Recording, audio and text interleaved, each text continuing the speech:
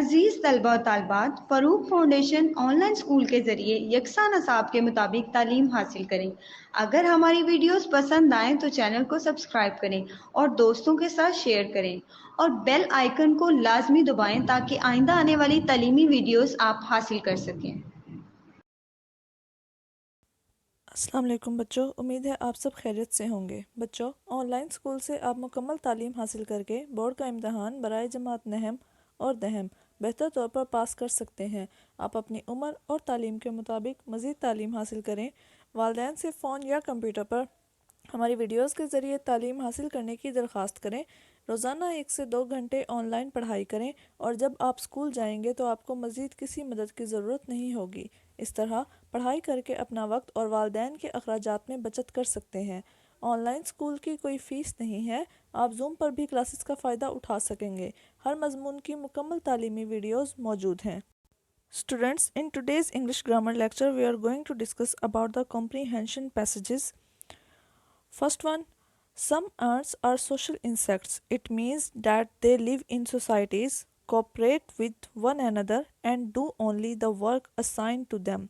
They go out in search of food in an orderly fashion, marching in lines and columns like soldiers. Different groups of social ants have different jobs to do. They manage their affairs through division of labor. Some ants guard and protect their community. They fight the other insects who attack them or raid their colony. They are called soldier ants. An other group gathers food for the whole community. The social ants have not learned this division of labor, they have inherited it. Students, there are some questions related to the paragraph, so we have to answer these questions from this paragraph. First question, what do we mean by social insects? So the answer is, social insects mean insects that live in societies, cooperate with one another, and do only the work assigned to them. Second one, why are some ants called social animals? So the answer is, some ants are called social insects because they live in societies. Next one, how do the ants cooperate with one another? So the answer is, the ants cooperate with one another by doing only the work assigned to them. Next one, what principle do they follow while doing their work? So the answer is, division of labor is the principle they follow while working.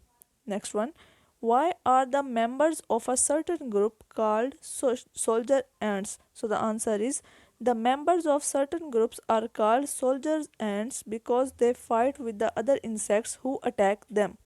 Students, next comprehension passage is related to the Allama Iqbal. So we are going to read this paragraph firstly. Iqbal is not only the greatest poet of our age, but also one of the greatest poets of all times. There are not many poets who wrote so many great poems as he did. He did not write poetry for poetry's sake. He was, in fact, much more than a mere poet. He was a learned man. He was a great scholar. He was a great philosopher. He was a political leader of great importance, but more than anything, he was a Muslim who had great love for God and his Prophet sallallahu alaihi wasallam. He wrote poetry to express the great and everlasting truth of philosophy, history, and Islam. He wrote poetry to awaken the Muslims of the whole world from the deep sleep. He asked the Muslims of the whole world to unite. So student, this was a paragraph related to the Allama Iqbal, in which the author discuss about the poetry of Allama Iqbal. There are some questions related to this paragraph. We have to answer these questions from this passage. First one, why is Iqbal considered to be one of the greatest poet of all times? So the answer is, Iqbal is considered to be one of the greatest poets of all times because he wrote many great poems for the good of human beings. Next one, did he write poetry for poetry's sake? So the answer is, no, he did not write poetry for poetry's sake. Next one, How can you say that Iqbal was much more than a mere poet? So the answer is Iqbal was a learned man, a great scholar, a great philosopher, and a great political leader. So we can say that he was much more than a mere poet. Next one. What kind of Muslim was Iqbal? So the answer is Iqbal was much devoted to God and his Prophet sallallahu alaihi wasallam. He wished to free the Muslims from ignorance. Next question.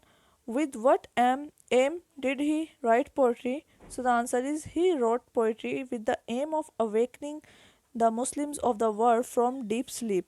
Next one. What was Iqbal's call to the Muslim of the whole world? So the answer is he asked the Muslim world to unite. Now we move on to the next passage. One day the girl found a coin. It rolled away before her broom when she was sweeping the yard and fell with a little clatter against the wall. She ran and picked it up. Someone had dropped it while crossing the yard and perhaps had not even troubled to look for it. It was worth little, but it seemed a whole fortune to her, who never had anything for her own before. She rubbed it, cleaned on the sleeve for her of her blue cotton jacket, and put it into her pocket. There are some questions related to the passage, and we have to answer this question from the passage. First one. What did the girl find? So the answer is the girl found a coin. Next one. When did she find it? And the answer is she found it when she was sweeping the yard. Next one. How had the coin been there? So the answer is someone had dropped the coin there. Why was it a whole fortune for her? So the answer is the coin was worth little. Next one. How did she clean it? So the answer is it was a whole fortune for her because she had never anything for her own before, and she cleaned it with her sleeve. What did she do after cleaning it? So the answer is she cleaned it by rubbing it on the sleeve of her jacket. Next passage is related to Allama Muhammad Iqbal. In December 1930, Dr. Muhammad Iqbal was invited to preside over the annual meeting of All India Muslim League at Allahabad.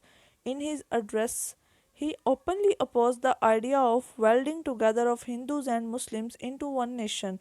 He declared that the move to apply one constitution to both the Hindus and Muslims would result in a civil war. He wanted to see the Punjab, Sindh, Balochistan and the KPK a single state for the Muslims, so that they should live according to the teachings of Islam. We can say that Allama Iqbal was the first thinker to give us the idea of a separate homeland for the Muslims of India. Partition of the subcontinent into two sovereign states, the Muslims soon realized the importance of the demand of two separate states. It was then adopted as the Pakistan Resolution in 1940. There are some questions and we have to answer this question from this passage. First one.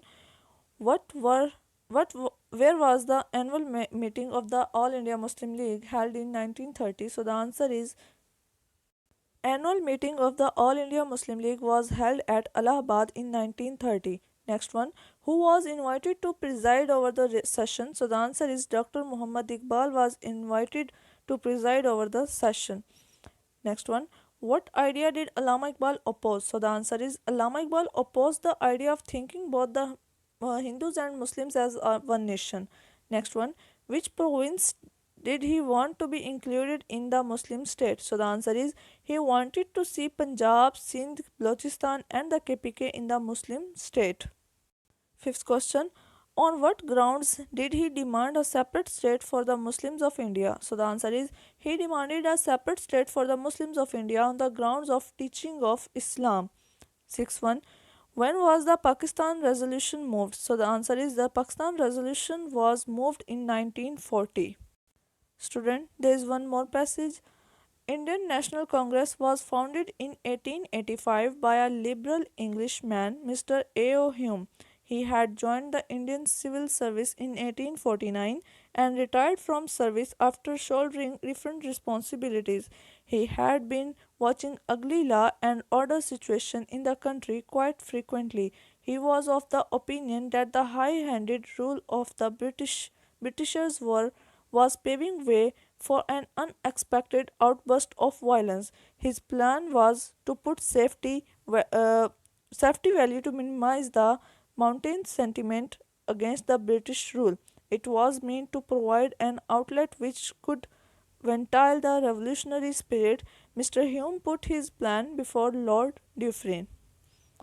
We have to answer this question from this passage. First one, who founded the Indian National Congress? So the answer is Mr. A.O. Hume founded the Indian National Congress. Next one, who was Mr. A.O. Hume? So the answer is Mr. A.O. Hume was a liberal Englishman. Next one, when was the Indian National Congress founded?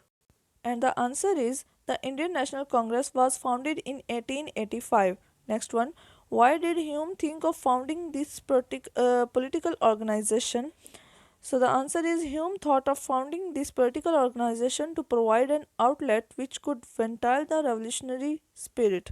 Next one, with whom did he discuss his plan? So the answer is he discussed his plan with Lord Dufferin. Student, there is last passage.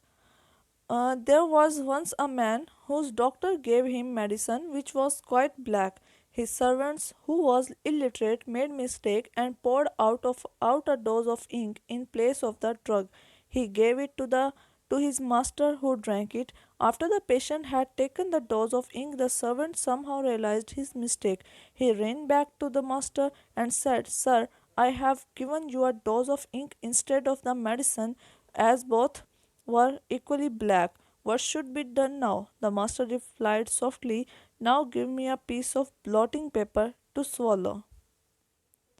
We have to answer this question from this passage. First one, what was the color of the medicine? So the answer is the color of the medicine was black. Next one, what did the servant give to his master? So the answer is the servant gave a dose of ink to his master.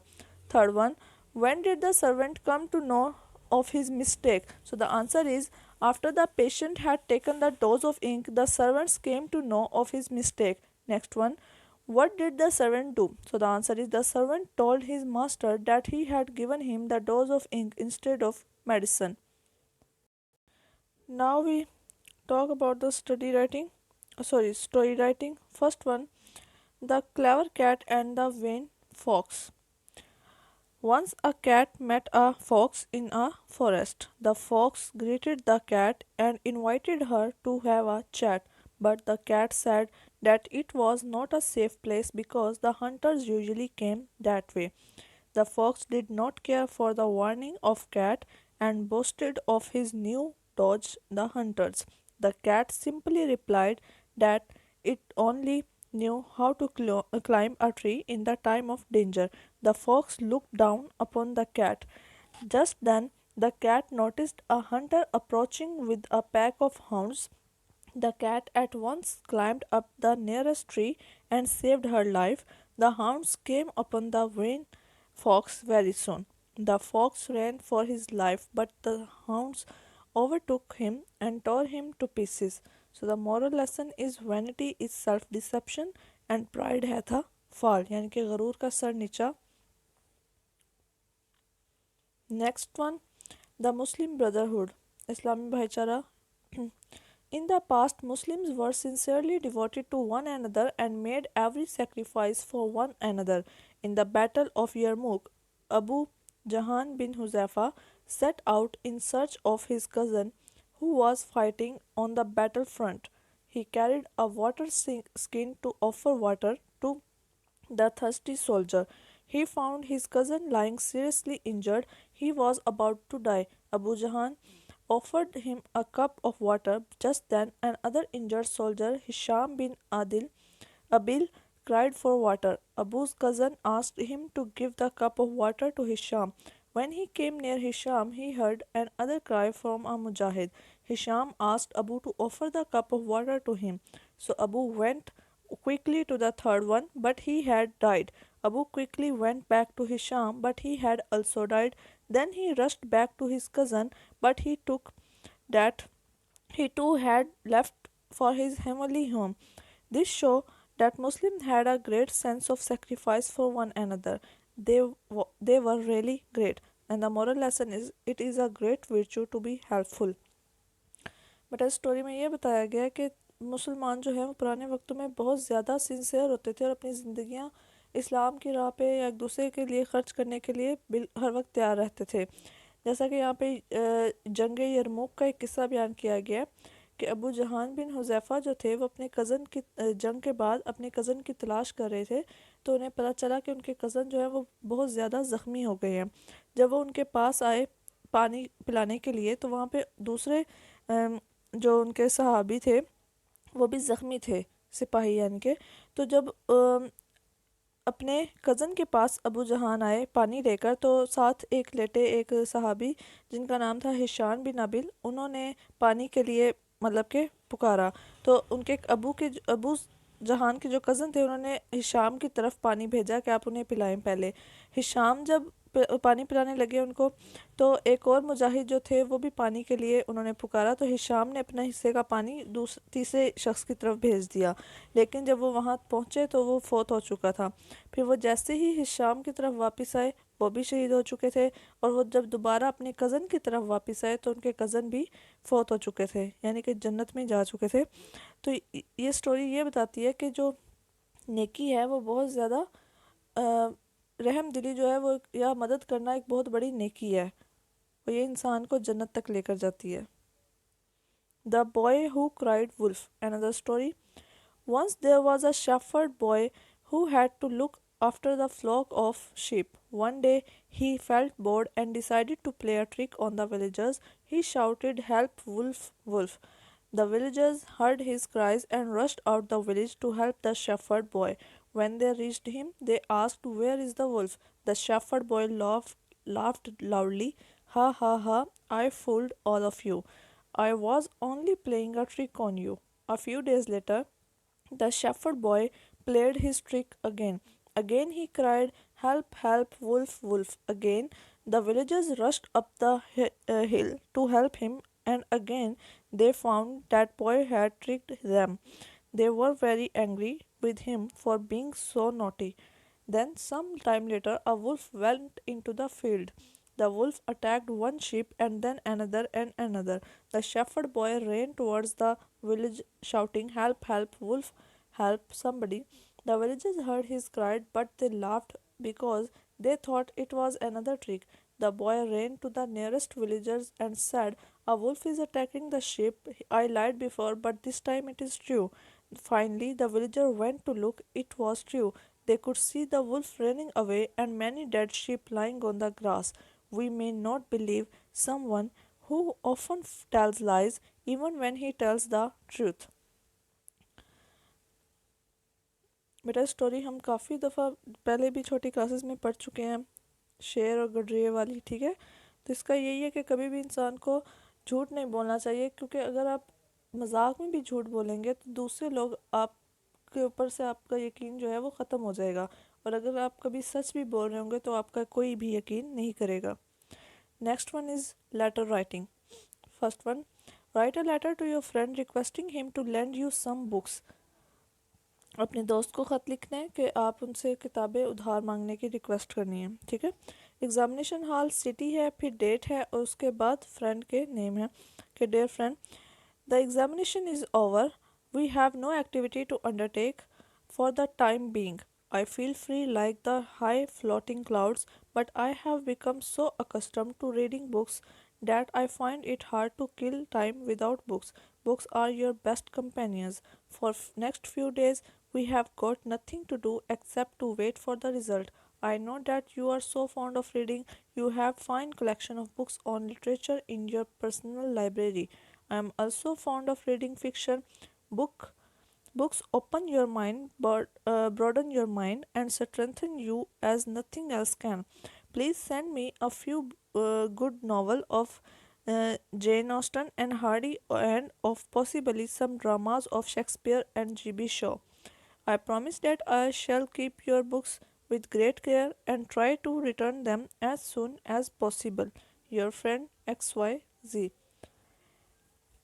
बेटा इसके अंदर उन्होंने बताया कि मतलब कि इम्तहान ख़त्म होने की वजह से छुट्टियां हो गई हैं और फारिग टाइम होने की वजह से वो किताबें पढ़ना चाह रहा है और अपने दोस्त को रिक्वेस्ट कर रहा है क्योंकि उसका दोस्त भी बहुत ज़्यादा किताबों का शौकीन है।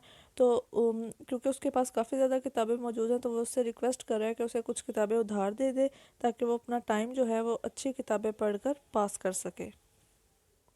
Next one, write a letter to your friend thanking her for her hospitality during your visit to her house.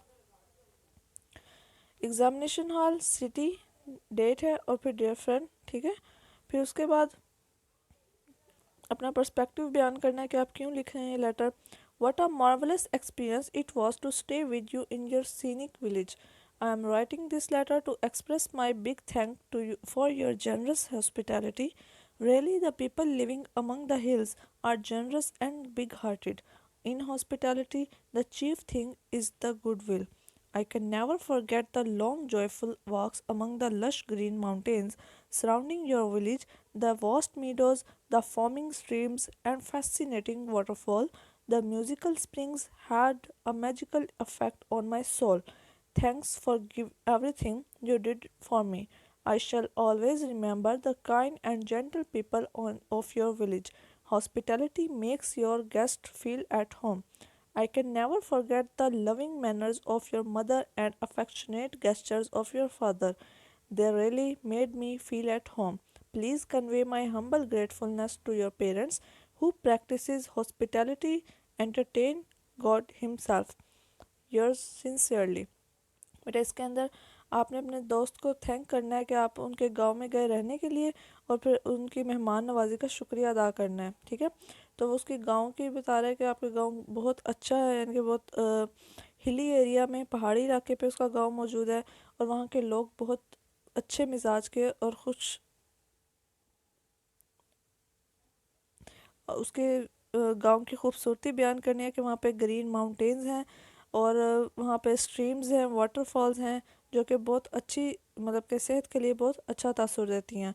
फिर उसके बाद लास्ट में उसके वालिद और वालदा का शुक्रिया अदा करना है कि उन्होंने उसे बिल्कुल घर जैसा महसूस करवाया।